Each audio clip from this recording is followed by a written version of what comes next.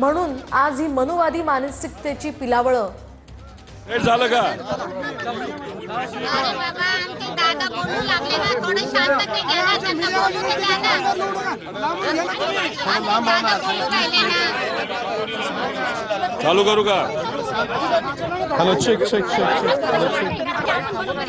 करा ना, मग करा, सेट करा ना सगळं. झालं.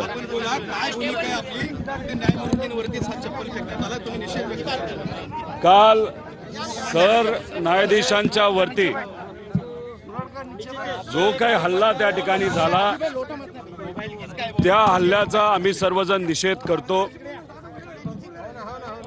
काल मनुवादी प्रवृत्तीच्या एका व्यक्तीला, एका वकिलाने, जो जर आपण बघितलं तर RSSचा एक कार्यकर्ता आहे, अशा व्यक्तीने सरन्यायाधीश जे सर्वसामान्य कुटुंबातले आहेत, कष्टातून वकील झाले, शिवशाहू फुले आंबेडकरांच्या विचाराने प्रेरित असलेला एक व्यक्ती सुप्रीम कोर्टचा प्रमुख बनतो.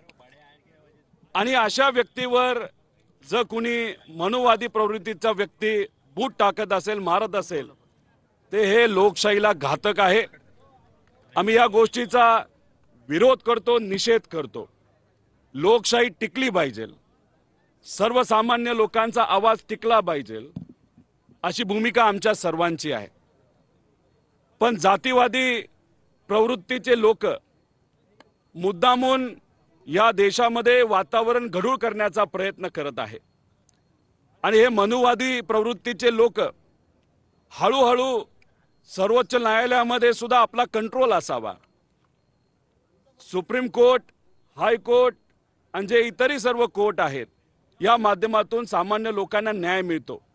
आणि तिथं कुठंतरी आपला कंट्रोल असावा, जेणेकरून येत्या काळामध्ये मनुस्मृती ज्या पद्धतीने आपल्याला काही गोष्टी सांगते, ज्याला आपण मनुवाद म्हणतो, हा देशामध्ये परत एकदा कुठेतरी आला पाहिजे असा प्रयत्न काही लोकांचा आहे.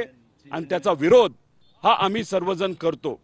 सामान्य परिवारातला एक व्यक्ती कष्ट करून महामानवांच्या विचाराने सर्वात मोठं पद गाठतो काय,